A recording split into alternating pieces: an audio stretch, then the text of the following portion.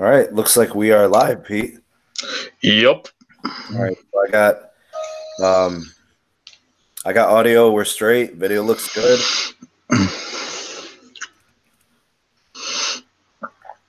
All right, people are starting to pop in. I got a viewer, so that's good. It's promising. It means people are getting notified, and we'll get them in here as soon as as soon as YouTube gets all those. Hey, I got a notification, and now I'm looking at live chat on my phone. How's it feeding? Anything out there? Phone looks okay, aside from me having to look to the left or the right.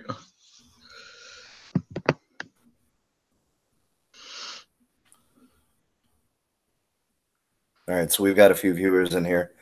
I think it's working. Seems to be.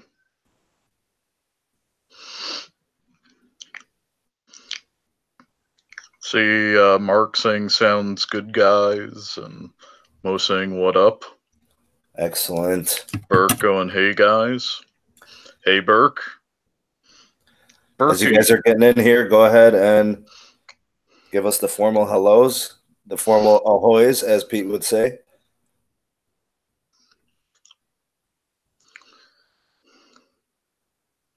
Just getting myself situated here. Telling you, ahoy was the best grading idea ever. Yeah, if you were on a ship. Yep.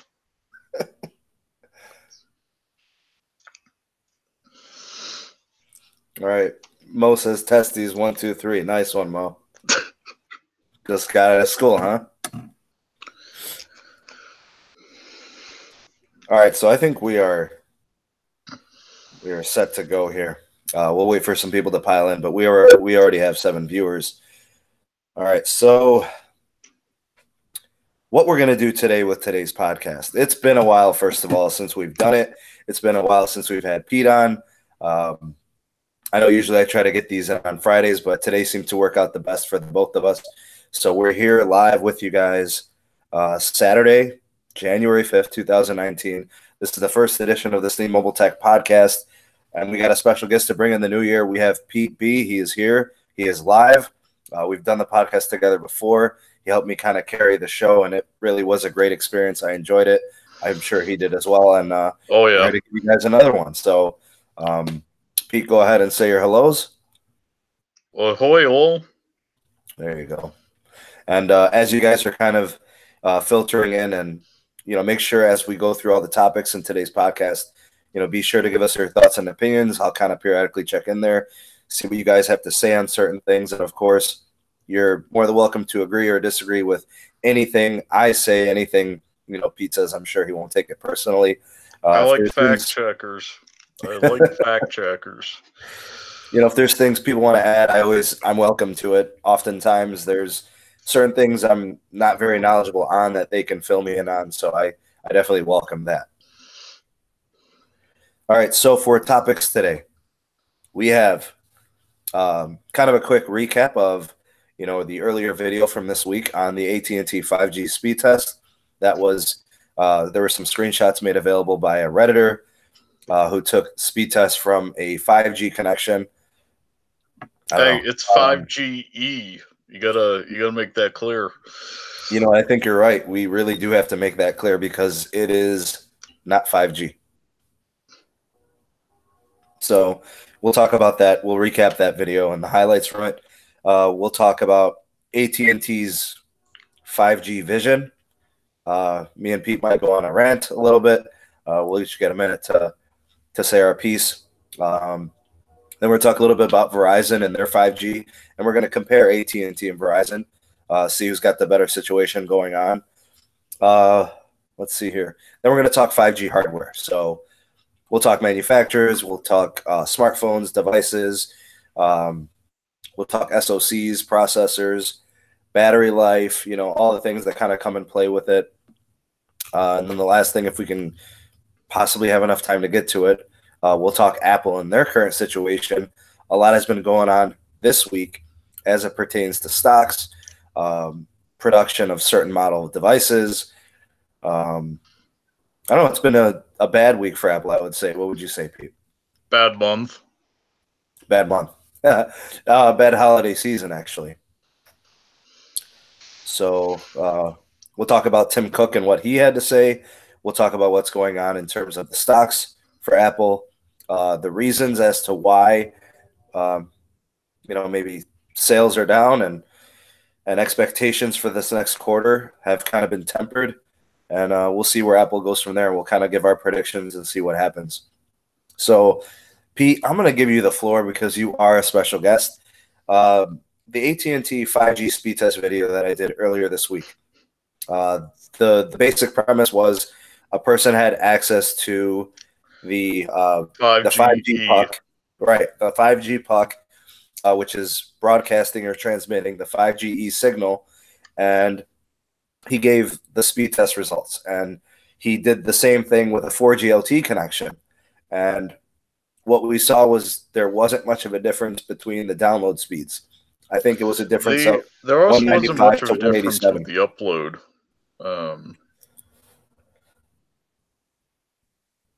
I think the upload was like 17 for the 5GE, 17 megs per second, and then the 4G LTE was like 9 or something, 8, something like that. The ping was about the same. I think they both came in at 77 milliseconds. Yep, and I think the jitter on the puck may have been higher, but for some reason, speed test doesn't do jitter. Well, let me ask you this, Pete. Before you go off on your rant, because I'm going to give you the platform to do that. What do you take away from this particular this speed test? Like, what are you walking away from this thinking about the 5GE or the 5G, whatever AT&T is calling it? What's your synopsis of what we saw? Rather than changing their what is it? The tag on the upper right of your phone saying 4G, 4x4 MIMO, Quad, whatever, like full 4G. They just say 5GE and go with that. So the icon, the 5G icon, essentially all that indicates is that a smartphone is LTE complete. Well, it's just connected to the puck. Oh, if it's just connected to the puck, then that's how I'm seeing this, because the 4G LTE is running the same advanced LTE connectivity. It's running the 4x4 MIMO. It's running the 256 QAM. All the LTE advanced features are all connected for the 4G LTE. Yeah, their 5GE is LTEA. It's probably running maybe some LAA spectrum in conjunction with all of that, probably. Probably, but the likelihood of that spectrum getting utilized if the market isn't saturated is low. There's a chance that there's a chance that the cell towers they have it, but they have it off for energy savings. But yeah, it looked like he was just on LTE advanced. Now, here's my take from the results. You've got the 5GE connection showing 195 megabits per second, which in and of itself is fine. If a 5G connection is that fast, now that's not blazing fast, but it's fast. I got that on a Samsung S9 in my downtown that was incompatible with the T-Mobile network. So, not impressive in my opinion. I wouldn't say I was impressed by the speed, but when he showed the 4G LTE connection, which was not the 5GE, and the difference in the speed was like less than 5%. I'm actually more impressed with his LTE connection. Right. The LTE connection, the 4G LTE being 187 megabits per second. On AT&T, especially in Indianapolis, they don't have dead spots in that area. It's a tech hub. Um, yeah, I'm impressed about how fast they can serve their LTE data. So here is my rant. I'm going to take just a minute to quickly go over this. AT&T has been doing this for quite a while. They did the same thing with 4G LTE. They quickly jumped the gun to say that they had this, they had that. In terms of, and I want to say this was like a year or two ago. It was one of the earlier videos that I did on my YouTube channel. AT&T was trying to distinguish itself, saying that they had some specialized network technology that no other carrier had. And it turns out that it was just LTE advanced. And, obviously legacy devices don't connect to it. So a lot of people were like, well, what are you talking about? My speeds are the same. The performance is the same. But AT&T, and I'm not saying if this is right or wrong, they've always rushed to try to get their name out there as being the first to have something, right? To be the trailblazer. But in the process of doing this, you're confusing people. And actually, obviously, you're probably doing it on purpose because you want the name notoriety. You want the AT&T name connected to 5G. So this seems like blessed processing on the Sega Genesis. Now, in terms of what they're doing with this marketing campaign, that's what I see 5GE as. It's a marketing campaign. They're trying to get their name attached to 5G, even though it's not real 5G. It really is doing people a disservice. There's going to be people walking into an AT&T store and saying, I'm seeing 5GE commercials. I've seen them and I've heard them on the radio. Mm-hmm. And it's happening quite a bit. I've seen the commercials maybe 6 or 7 times in the last week, and I've heard them on the radio several times. So people are going to go into the store saying, how do I get a 5G device? And they're going to say, well, you can have any device and they'll all be 5G ready, because obviously it's just a software update. So any AT&T device, that I'm guessing within the last year, any type of flagship device will show 5GE in the upper right-hand corner, even though it's not 5G. If it has the 4x4 MIMO and the 256 thing, yeah. So here's what this does, I think, and this will be the end of my rant.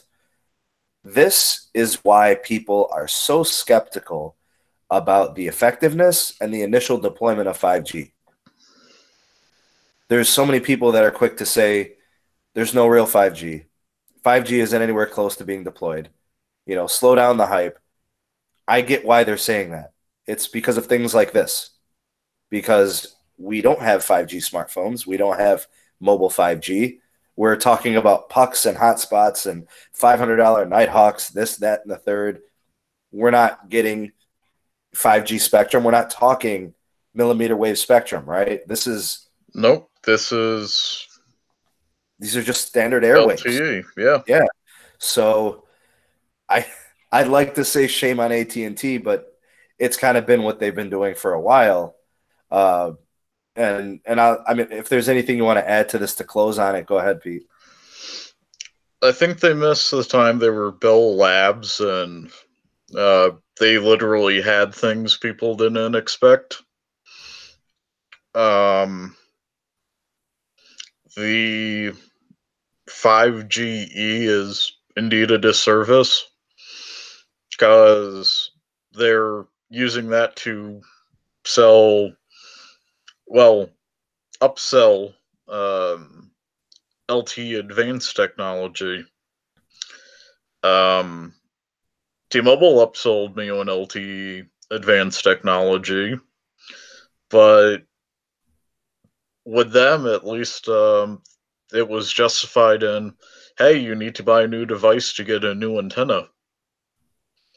Well, I mean, I for somebody who travels, for somebody, who needs the Band 71 support, I think that's more than fair.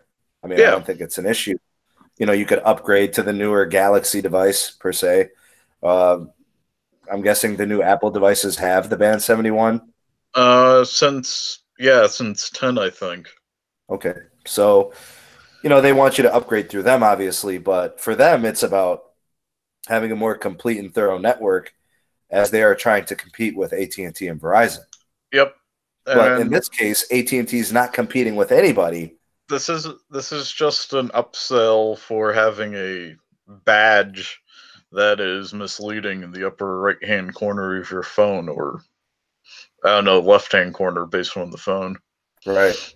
It was just when I made the video, I wanted to make sure that people understood that this isn't LTE Advanced. This is 4G LTE with an icon on the top of your phone, on the top of the display. And I could see them selling thousands of people new devices just so they get that 5GE when they're basically getting the same service on their 2-year-old phone. Now, in terms of the actual 5GE, how are you going to get 5GE? So they sell you on this, right?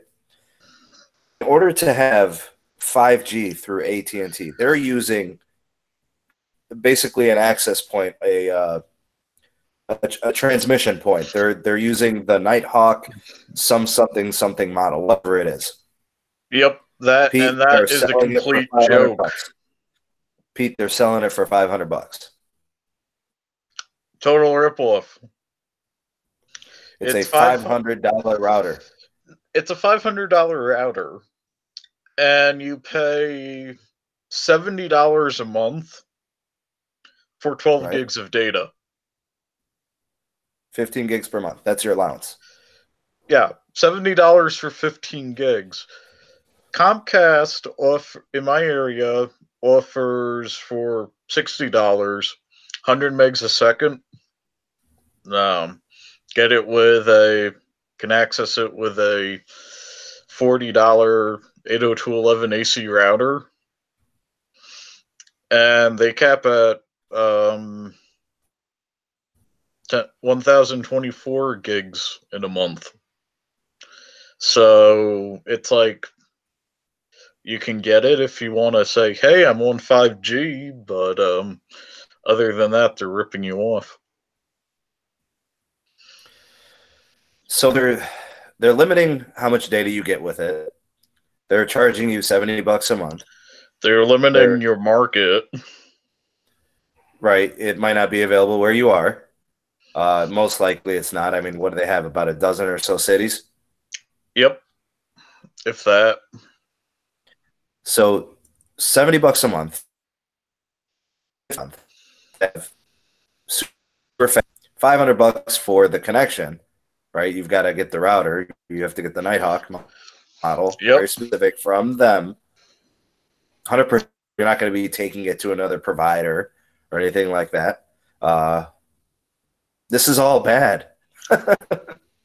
Yeah, I mean, if you could get a $80 or $120 device that takes a SIM card and has a 5G antenna, and it's largely technology agnostic, it would sell better than branding a $500 router AT&T with a fancy LCD screen on front. Now, in terms of sales, I'm not sure when they're actually going to be letting us know, to the public, hey, we sold X amount of Nighthawk models, whatever. We have this many subscribers.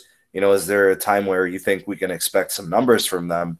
Are we going to have to wait a full quarter? Or are we going to have to wait till the middle of the year? I mean, I'm curious to know who's buying. I want to know, are people even interested in this? Because when I gauge the interest here on the channel and through Patreon, people aren't really interested. I could see 2023, they announced that there are 15 people on it. However, I have a feeling they're going to come out in 2 quarters and say they have over 3,000 people. So 2019 is essentially just a punt. They're just whatever. Yeah. So I'm expecting October, November, them saying, "Hey, we have 3,000 people on this." which I would call that a loss. Oh yeah. Yeah, I mean, there's no profitability in that. It wasn't worth the commercials. Yeah, if you account for the commercials, no profitability, but they advertise them in stores, they're making like $200 off the routers. Well, the hardware itself is not where the profitability should lie. It should be in the service. Exactly. But if you're charging $70 a month for 15 gigs that only works in 12 markets, you're not offering service. So, out of all the companies that have some form of a premature, early stage 5G, AT&T is looking the worst. Yeah, I'd say at the moment, Verizon is looking the best. I've read really good results about their Sacramento 5G puck launch and other positive reviews in the other markets.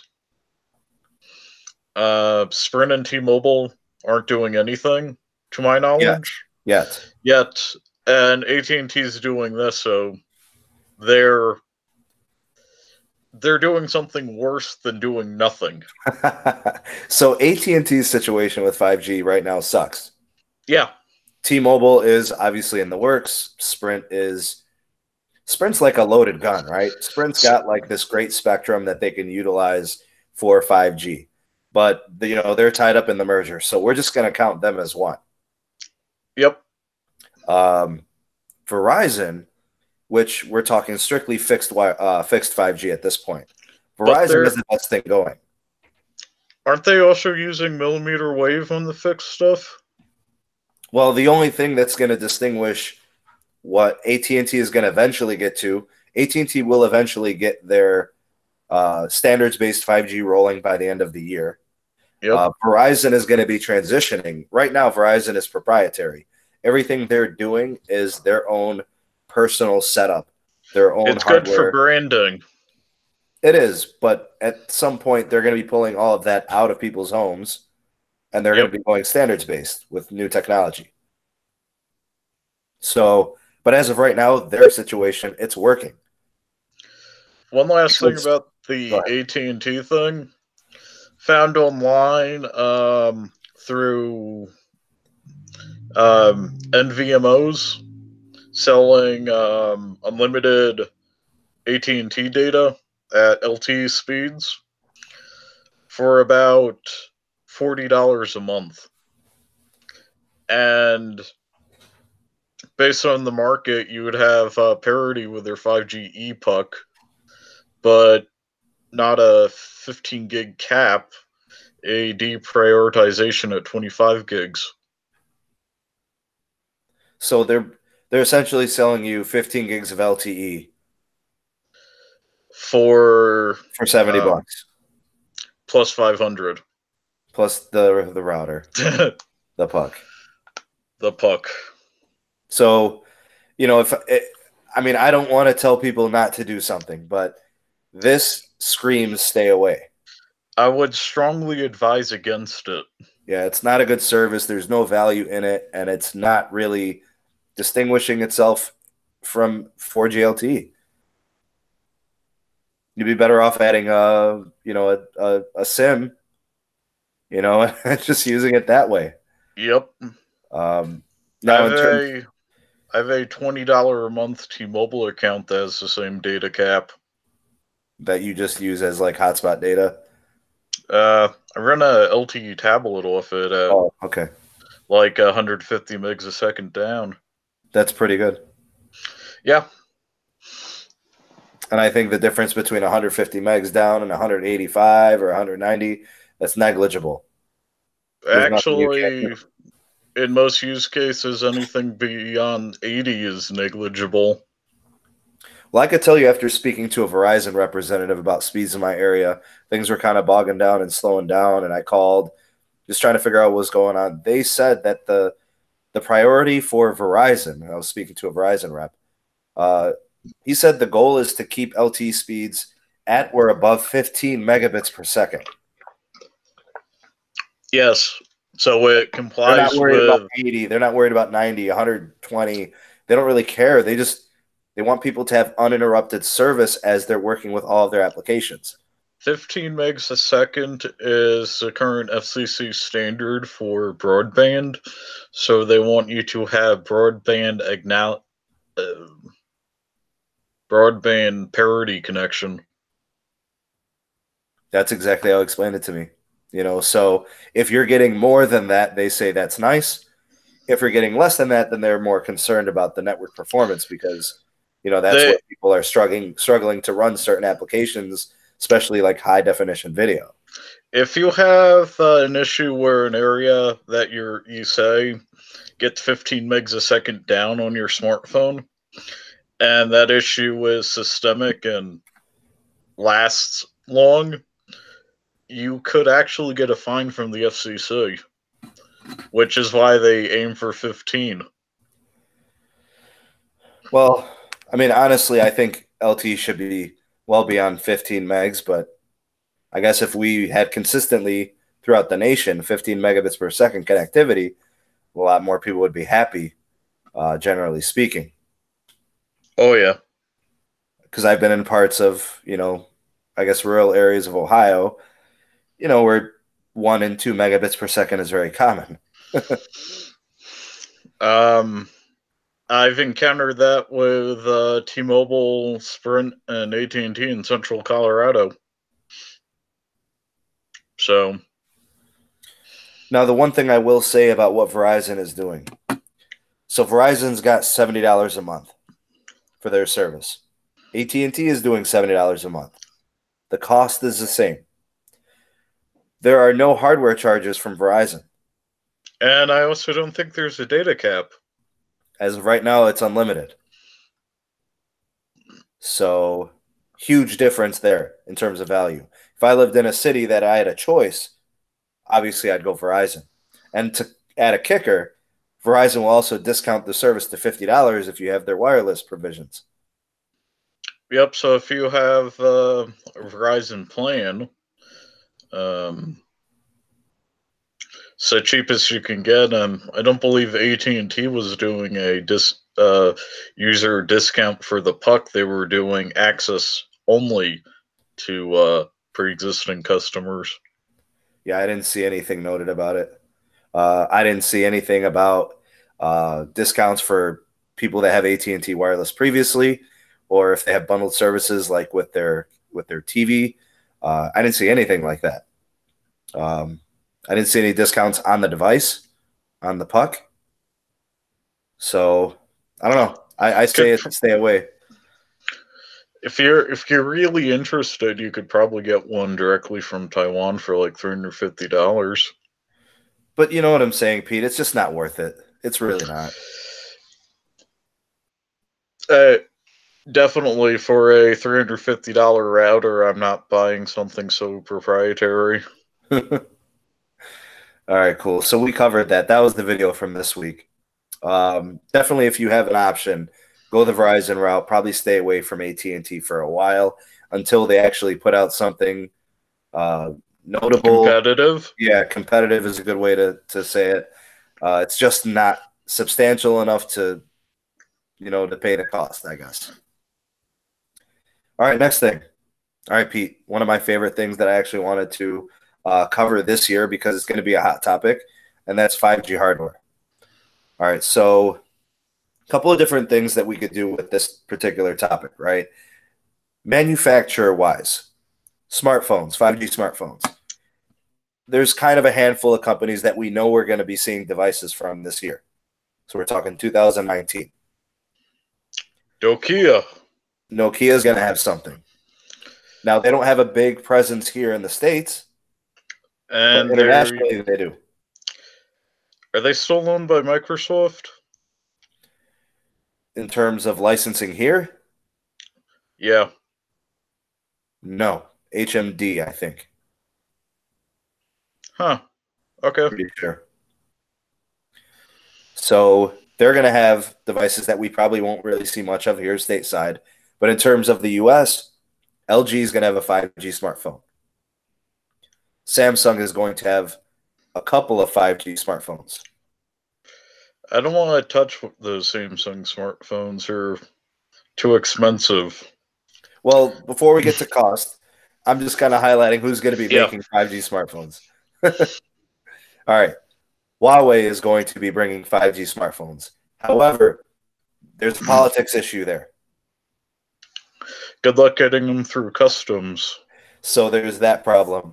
Motorola, Moto, may or may not have a 5G smartphone, but they will have a Moto mod, which will make the newer generations of the Moto series compatible with 5G through Verizon.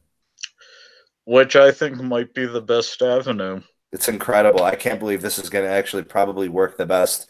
We'll talk about why that might work the best, actually. And another company that's going to make a 5G smartphone is OnePlus. So we actually have confirmation of that. I think May of 2019. So we're expecting that. And I want to say it was like May 20th or something like that. We actually got like a concrete date from the CEO. All right, so those are the manufacturers that are going to provide 5G smartphones in 2019. Now, there's a couple of smartphone SoC manufacturers that are going to be making chips that are 5G enabled. Qualcomm is going to be the big player here, stateside. Qualcomm's Snapdragon 855 is the model of the chip. Huawei is going to be Go ahead, Pete. Doesn't Qualcomm have a near monopoly in the U.S. for that? Pretty much. They have everybody by the you know what, and I mean they're giving Apple a hard time internationally. Well, in the U.S., it's more like the FCC's in their pocket than anything else. So then we are not going to expect anything to change in the near future. Qualcomm is still going to be the driving force of processors here. Yep. So they're going to be making this Snapdragon 855. For anybody that has a newer flagship Android, you're probably pushing the Snapdragon 845 or 835. I have an 845 in my phone. Okay, how's that running, Pete? No complaints. They're pretty good chips. They've become pretty good with battery life. They've become pretty fast, very snappy. They push cameras to the limit. They really do. I like them, actually. Now, the Snapdragon 855, which is going to be coming out this year, and we're expecting the first phones to have that chip here in the next few weeks, there's actually going to be two different setups for the Snapdragon 855. You ready? The Snapdragon 855, the regular chip, will not come with 5G capabilities. It's not going to be 5G enabled because it's not going to have the 5G module and antennas. You need the 55X for that. That's where the modem comes into play, the 5G modem. Smartphone manufacturers are actually going to have to buy that secondarily and then purchase licenses separately in order to make their chips 5G enabled. And by the manufacturer purchasing a license, it's you paying for a license. And then, to make things more complicated, there's going to be different arrangements of antennas for said modules. So it really depends on the manufacturer. Do they want a 5G mod that has 2 antennas or 4 antennas? So there's legitimately going to be variations in how well certain devices connect to 5G. I was reading an article in Business Insider that said that also it's how the antennas are laid on the phone due to the millimeter wave and the issue with penetrating wood, for example, or sheetrock. Right, any type of surface. So you may have antennas going like this, or antennas going like this, or this. to try and optimize the best way to receive that signal. And you could have like boxes with X's in them, and you have the processor constantly saying, okay, which of these 2 or 3 do I get the best reading from? Now, this is what 2019 is going to be. 2019 is going to be the year of trial and error testing. Which means I'm not paying for it.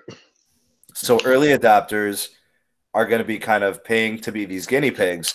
Somebody's going to purchase the Samsung Galaxy S10 5G variant. They're going to have maybe connectivity, maybe some 5G connectivity somewhere when they're traveling. Maybe they end up in Indianapolis. Maybe they end up in Sacramento. Maybe they end up in whatever other city. And they're like, I can guarantee they'll have about a $1,600 hole in their pocket, though. So we're just talking like the manufacturing process here, right? We're talking how the phone is actually going to be built. That gets expensive. So smartphone manufacturers are going to be paying additional cost. They're going to have to put a flagship SoC, the most expensive part of the phone, right? I think we'd have to distinguish between flagship and 5G flagship. Okay, so a 5G flagship is going to be pushing the most expensive Qualcomm SoC. It's going to have 2 to 4 5G antennas. It's going to have all these licenses that are going to be paid for. And 2+ modems. So, let's talk cost. A modern-day flagship costs $1,000. Or too much. A 5G-enabled Samsung Galaxy S10 is definitely going to be over $1,000. They're going to be hitting some of the Apple issues with these phones. I put a poll on the Patreon page to kind of gauge to see what people were predicting, and I think this is something I want to look back 6 months from now, and I want to take a look. Because in the poll, I wanted to see what people thought. Do you think that smartphones that are 5G enabled, compared to their regular 4G LTE counterparts, do you think they'll be substantially more expensive? Give me a number. 500.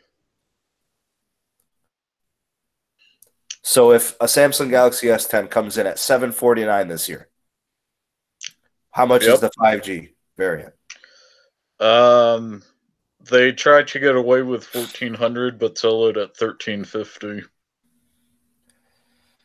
They won't sell. Nope. It will be a total, like, vanity item. Like, who wants to buy a device that is 5G enabled, limited connectivity to 5G, if they even have it in their market, right? Mm-hmm. It's going to be locked to a carrier. And yep, you're going to try to sell it for $1,400.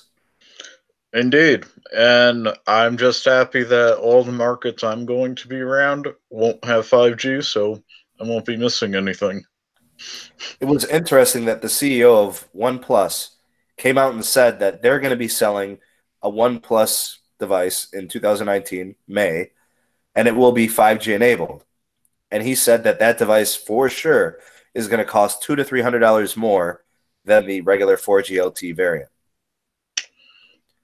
So OnePlus, the OnePlus 6T, for example, sold for $550. I paid that outright in cash, and it felt so good compared to the Pixel 3. But think about this, Pete. If you were compelled to get a 5G phone, say the OnePlus 7, the OnePlus 7 5G, we'll call it. It's completely arbitrary. It's just a placeholder name. I'm making it up. Yep. That phone is going to cost about $800. Yeah. $850, $900. We'll say $900. It's still cheaper than an iPhone. An iPhone made up with a plastic bezel and a 1080p display, yes. So I guess if somebody was looking to go with a budget entry-level 5G phone, the OnePlus would be a good way to go. I wouldn't steer them towards the S10. Hey, and looking at that more recent OnePlus, the 6T, that's a superior piece of kit. And as we said last time, think we agreed the best phone company in the U.S. is probably OnePlus for performance to price. Yeah, it's the best value. I don't see any other manufacturer offering a high-end product that you don't have to finance. The average person can pretty much pay for it cash. Yep. Now, we've talked cost, we've talked 5G chips, we've talked like these antenna modules and licenses. I actually want to talk about battery life for 5G smartphones. It's going to be bad for the first few years. Do you remember the first 4G LTE smartphones? Yes, I laughed at my cousin for only having 6 hours battery life. So I expect to see this again. I expect the same vicious cycle where the initial models that come out that are 5G enabled will suffer from those growing pains. The phones are going to be more expensive, and they're going to have really poor battery life when they're connected to 5G. And when they're looking for 5G, it's going to be worse. So just searching, you know, I think it's going to be imperative that if you're trying to future-proof devices, let's say that you're the type of person that would be an early adopter, you're going to hold on to the phone for 2 or 3 years. 5G is not available in your market, but you bought a 5G phone. They've got to make a software option. You've got to be able to toggle 5G off. Yep. You've got to be able to turn those antennas off. They can't keep searching for a signal. This goes to something that was it Jojo said in chat about 5G and 4G. Some of the 4G frequencies work with is included in the 5G bundle. So if you have a 4G phone and you're in a 5G network, you will get some of the benefits from that. You know what else I heard about for T-Mobile in their case? I heard that the Snapdragon 855 is not going to be compatible with 600 megahertz spectrum. Nope. So if they're You're the only gonna game need in a town, second modem. yeah, if they're not going to be if they're going to be the only game in town, how is T-Mobile going to push their 5G? Through an Ericsson chipset. T-Mobile in Deutsche Telekom is partnering with Ericsson in Europe, and Ericsson is producing SoCs for T-Mobile DT phones over there. At least that's what I think I read. So we may end up with European chips rather than Qualcomm chips. And I know that that's the big push now is America, trying to get ahead in terms of 5G. They're going to obviously want to be, ahead in terms of connectivity, but we don't have any connections to other manufacturers except Qualcomm here. And Sprint and T-Mobile are a little rough when it comes to doing like US-based frequencies or standards. Right. Since was it like 65% of both of them are owned by SoftBank and DT? Yeah, SoftBank being a Japanese company. And I must say, Japan does an amazing job with millimeter wave technology. They do, but Pete, they've been ahead on this. Yes, they're already 2 or 3 years in. More like 5. Well, from what I understand, the commercial networks have been up and running for 2 to 3 years. Yes. Their development and their research probably stems back to about 5 years. So they're 5 years ahead of us. Yep. Working at AppleCare, I had people in Japan complaining about how they couldn't get the millimeter thing on their new iPhones. That's interesting. And then I get yelled at for talking in Japanese.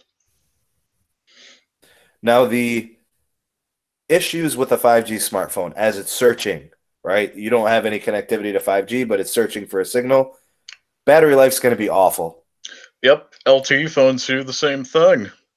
So if battery life is going to be bad, we've also got to think about, well, what if you are in a 5G market and you are connecting to 5G, battery life's still going to be poor. There's two ways to address this. Number one, you could use larger batteries.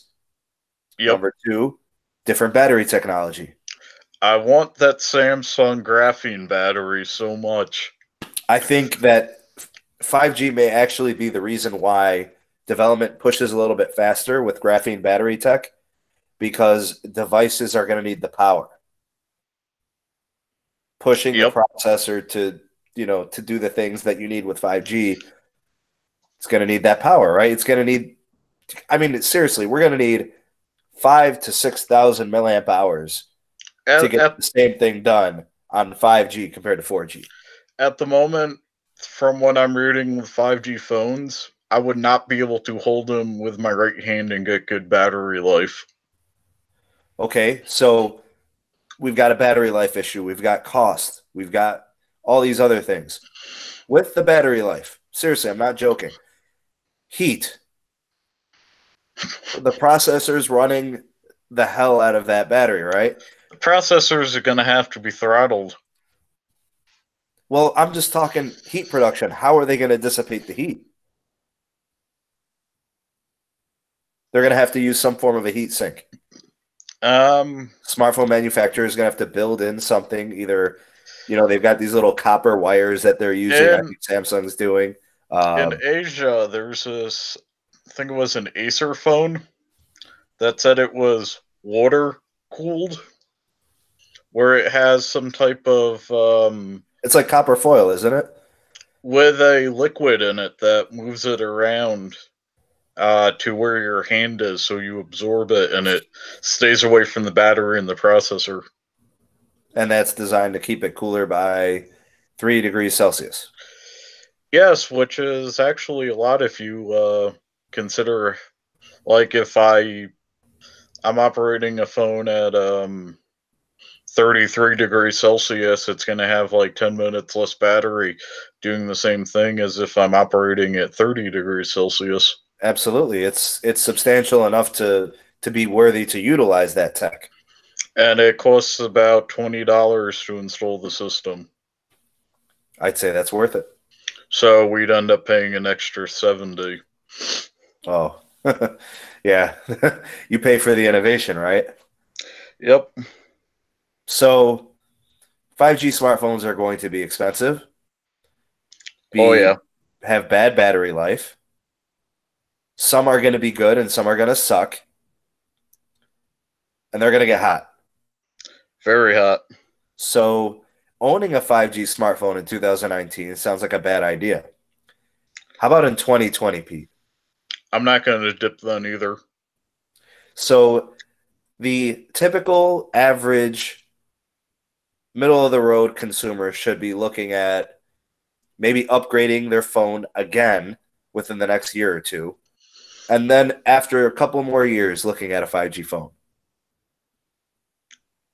So if you upgrade in 2020, you don't have to necessarily upgrade to a 5G phone.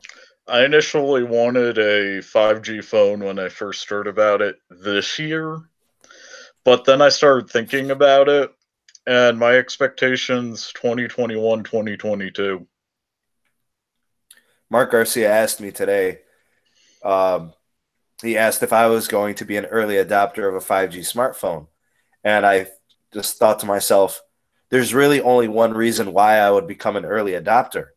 And to me, an early adopter is just somebody who, once something is available, they buy. I do that with game consoles, not smartphones. Well, in terms of the 5G smartphone, like, let's say 5G comes to my market. So I'm in the Cleveland area, Pete. Let's say Verizon 5G comes to my area in 2021. I feel compelled, like my duty, to be an early adopter because of the channel.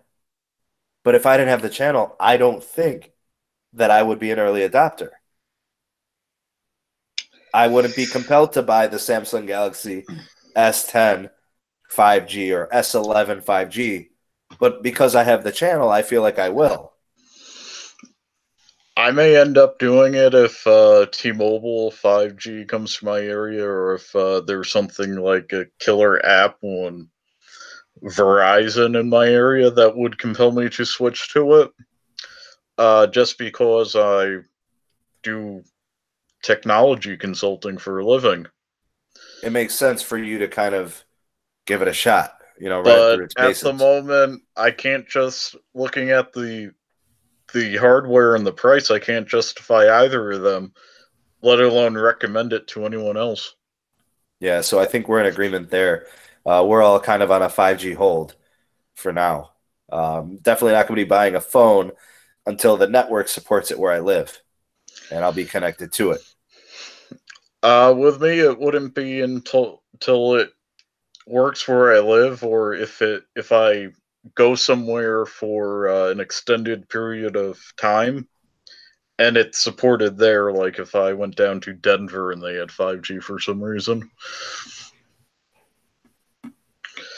but as it is, I'm not expecting 5G rollout in my area till 2021 at the earliest. So I'm probably thinking the same thing. I don't see Cleveland as being the area that is one of the first 50 or 60 markets, maybe, but definitely not the first 10 or 20 markets. I live in.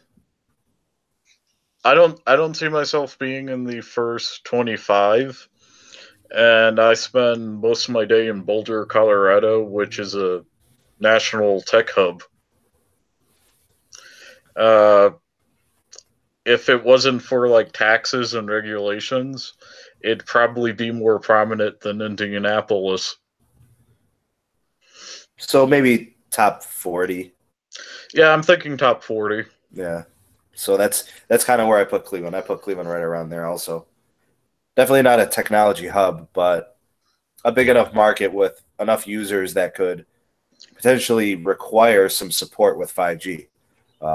You've got a lot of sporting events that happen in downtown Cleveland. There's tons of concert series that go on during the summer. I could see its practicality there eventually. Probably top 40, like you said. All right, so last thing we'll cover, Pete, if you got the time for it, buddy. Let's talk Apple. So it's always interesting to talk about Apple. I don't have an affinity for Apple products. I don't have anything against them. I'm not like for or against or whatever. But I know how big of a company Apple is. I know how profitable they are. I understand how important and critical they are to the smartphone market. So Apple stocks are, I don't know if they still are, but the last I checked, there was a halt. They're frozen. You can't buy or sell them. So they're still frozen, right? Yep. Okay. Tim Cook, the CEO of Apple, actually did a public recorded interview in regards to this particular issue. Wow, that's impressive. When 3 people in Australia died in Apple Maps, he just emailed a letter. But he got out in front of this. So here's the basis of what he was talking about. You could sense that in his voice there was some insecurity.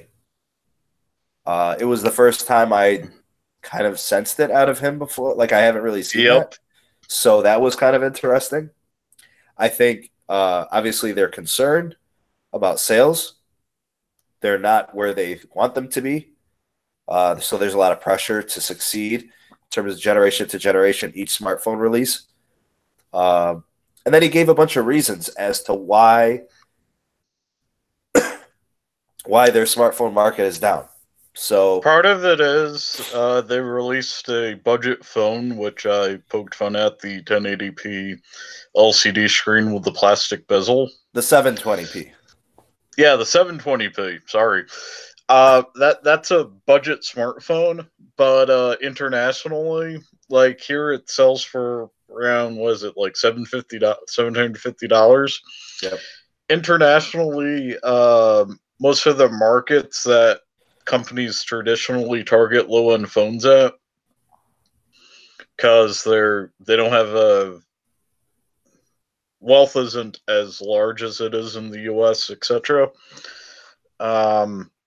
Those phones are costing more in like China and India and Brazil.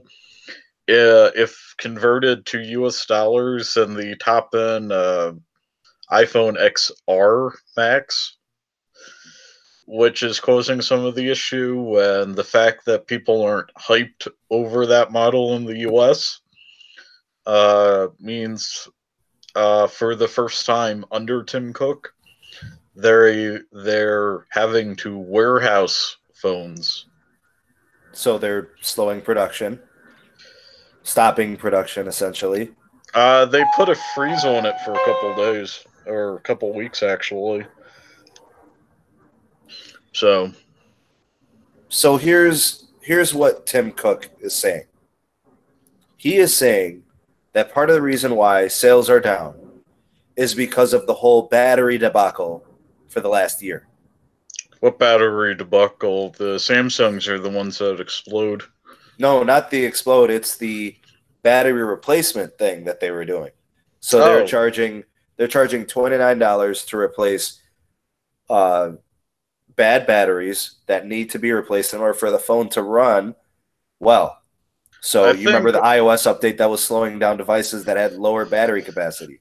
I think all phone companies should, when they sell a flagship phone with a non-replaceable battery, include in the guarantee on the phone that they will swap out your battery once for free in the first 2 years of use.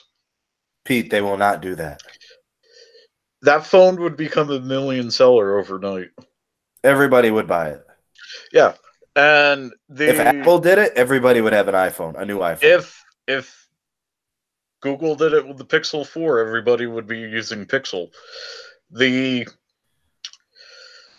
get a profit on the hardware sales and people happy with their subscription services on the phone. If they could include that for Apple, $30 replacement for the Pixels, they're like $55 from the recommended store.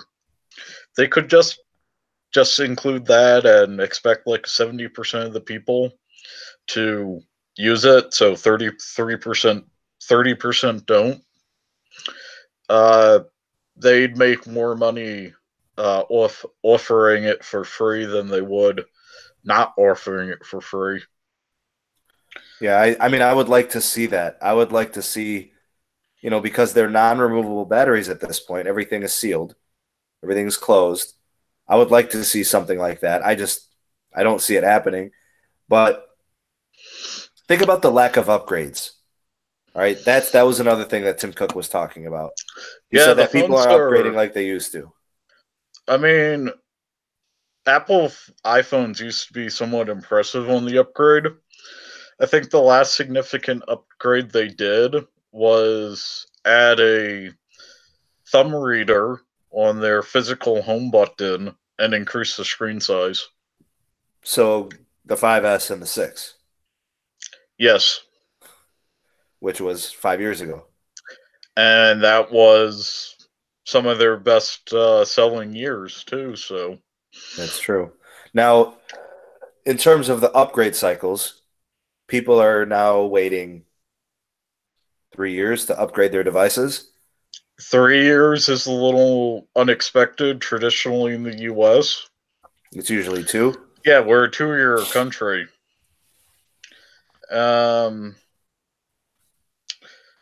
I would like to say, based on something Jojo mentioned about the trade war being part of the slowing sales, the trade war with China may be impacting it. But, so that was something that Tim Cook did say. He did mention China, but the phones are manufactured in Taiwan. Right, but what Tim Cook was saying is that the Chinese market is down. Yes, because the cheap low-end phones are over $1,500. Yeah, those people aren't going to be buying these devices. In China, you want to sell a phone, in my opinion, a cheap phone that people will swap out every 6 to 12 months that accepts Chinese payment apps. for digital payment and NFC. not lock people into Apple Wallet and use NFC.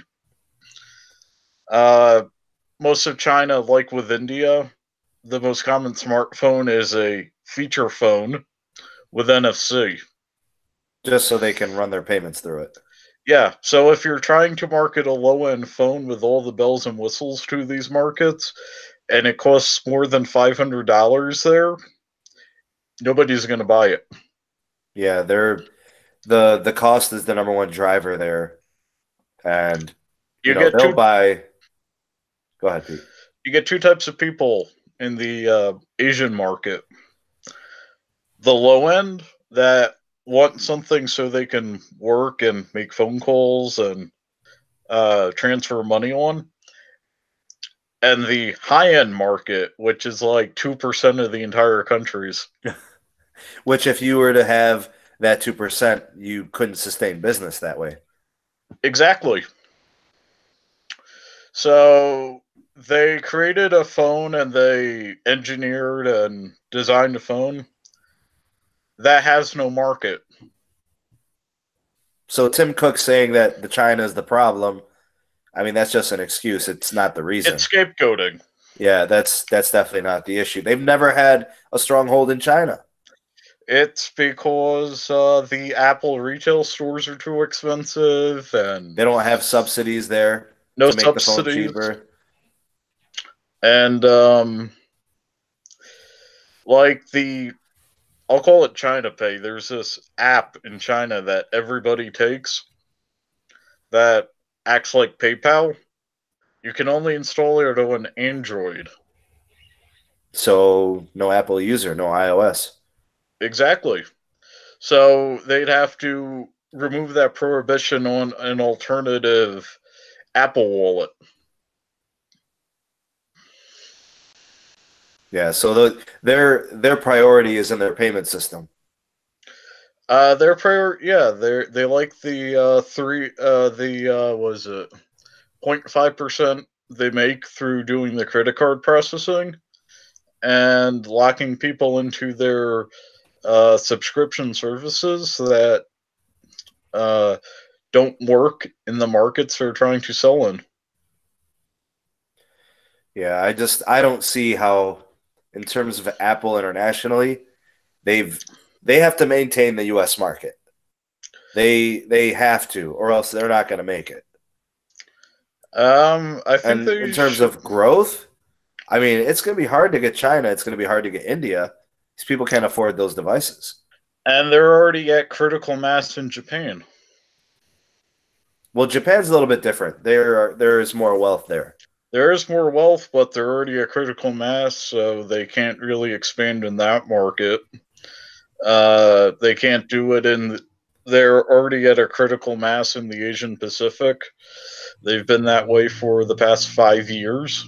So is it time that we start to see Apple shifting away from focusing on hardware for growth and start focusing on software, payments? They can start with focusing on hardware that doesn't bend in the US. And then focus on subsidizing their hardware for non-US markets and allowing in certain markets certain apps to be installed on the phone instead of their proprietary apps. Well, they're very, very stubborn about what crosses through and is native on their system.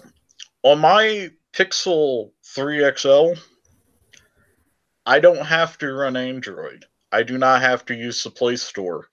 I can go into developer mode. You can sideload everything. Bootloader and install a Firefox-based mobile phone operating system. You could. And this is a flagship Google phone. But that's the way Android's always been. Yeah, but my point is, you should be able to do something like that in Apple, at least in markets where that's what people sideloading apps. That's what people do. But that goes against everything that Tim Cook, who's inherited the business from Steve Jobs. They didn't want that. Yeah, so they should not try to expand in those markets. And they should not be designing phones for those markets until they allow that to happen. Yeah, and I don't see that happening. So they're kind of stuck with where they're at. Now, in terms of their outlook, we know that the stocks are frozen. What do you got for a prediction, Pete, the rest of the way for 2019 for Apple? iPhone 11, iPhone 11s, whatever is coming out. They're going to announce, they're going to unfreeze their stocks sometime next couple months. Oh, maybe it's going to be that week. Long. Okay. They're gonna stagger it with a Mac Pro refresh, like the cheese grater Mac Pro, not the iMac Pro, just the Mac Pro. The my favorite computer until 2008. Aren't they? That's going to be a pretty heavy price tag on that new model. I saw what the last in terms of computer hardware, the MacBook Pro, those devices are very expensive. Oh, this device you'd have to compare to the garbage can that they didn't upgrade for 4 years. Well, that's been the same for a long time. You see one from 5 years ago, it's the same. Yeah, but they're going to refresh that model, and they're going to want trading to be open for that. But at the moment, until they can fix this bending issue with their tablets and figure out how to create a phone for emerging markets, their stock's just going to drop until somebody's hyped. Pete, is Apple quality going down?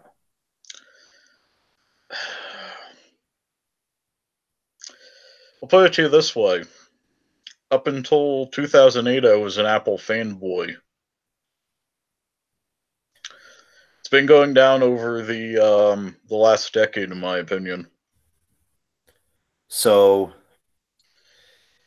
I mean, is that the problem of this? Do people not see the connection between the quality and the cost? I know I don't. I can't speak for other people, but I know I don't see a connection between the quality and the cost. I mean, heck, look at the Mac Mini. They've locked Linux out of that. And people want to run Linux on those devices. They're built for it. Right. You can cluster Linux devices and do so much more with those. I installed Linux on my Chromebook, my HP Chromebook, and it ran amazing. And you may have encountered better battery life. I did. It was lasting 14 hours. And you can load Chrome and do all the apps right on the Chromebook. It became a computer. Yeah. It essentially became a computer. It was no longer a browser. With limited memory. Yeah. I mean, I could they had an SD card slot. I mean, I could have added, I guess I could have bought a terabyte SD card. They make those now. But the last thing I wanted to just cover with you is 2019. Which carrier do you think is going to make the most noise?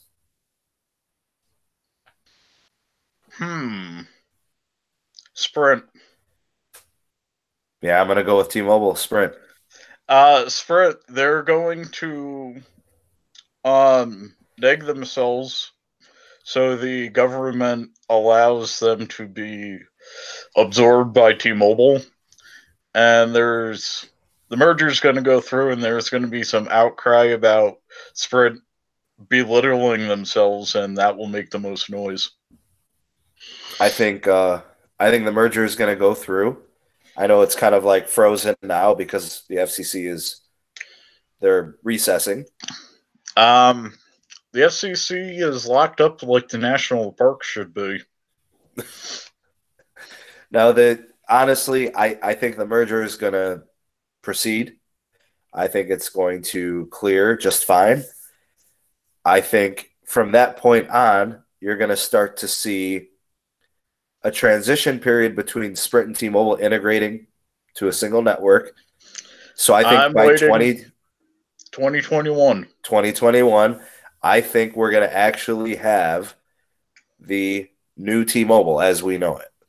Or just T-Mobile. Right. And I think they'll rebrand a little bit. And I'm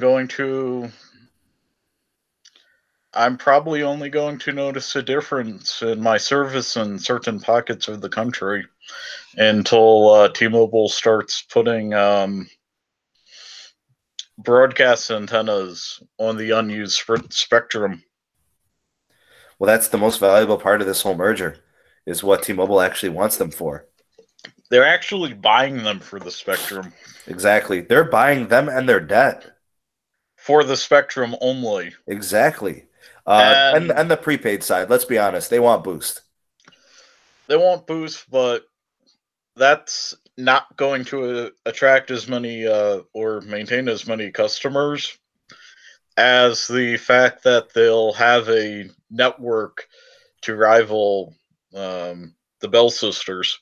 Now, Pete, don't poo-poo this. There are about 30 million prepaid customers wrapped up in this merger. Yes. You don't want to downplay that. That's a lot of people. It is a lot of people. I'm not poo-pooing it, but I think they're going to have to make some concessions with the prepaid companies. So in the next month or two, you think we'll get something from the prepaid side on that?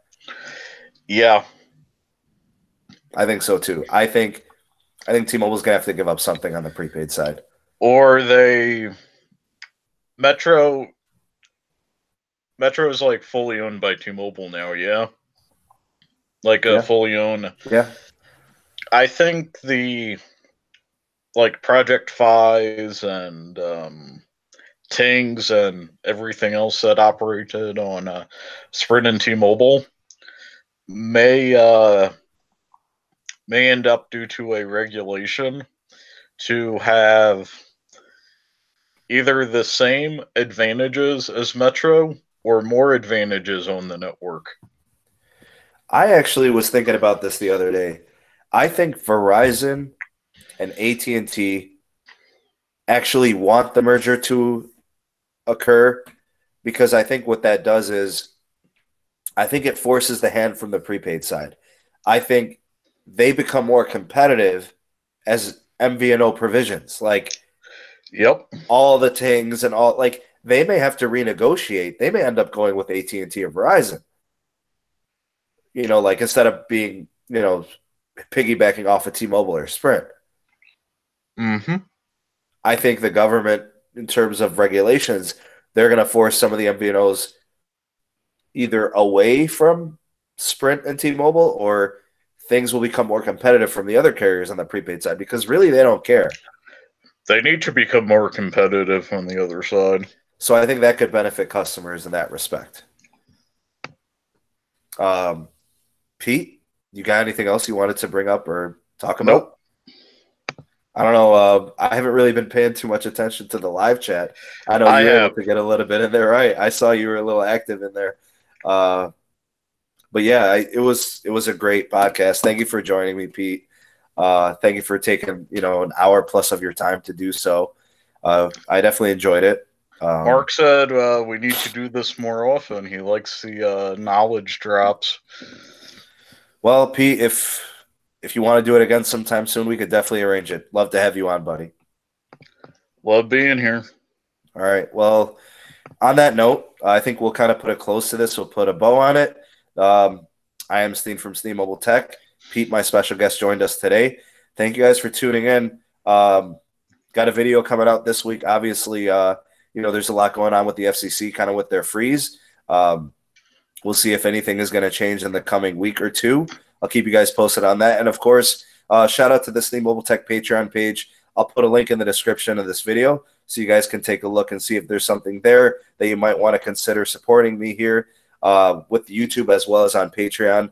We have a nice community there. It's a smaller community, but it's very good. And, yeah, we've got five strong. I'd like to add more people in 2019, and hopefully you guys can become a part of that. And Pete's on there as well as Mark. There's a handful of people on there. They're awesome people. I'd like to see the growth there. So consider supporting. I'll put a link in the description below. and also in the comment section once this finishes uploading.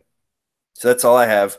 I'll just kind of leave it at that. Pete, if you want to kind of give your closing, we'll call it a night. Alrighty. Thank you. Was it like we now have 14, 13 people in chat? Thank you guys for watching, and hope you learned something, and hope I don't get corrected. Yeah, thank you guys for participating in the live chat. Thank you guys for watching. That's it for this podcast live stream. We will see you guys on the next video. Peace. Peace.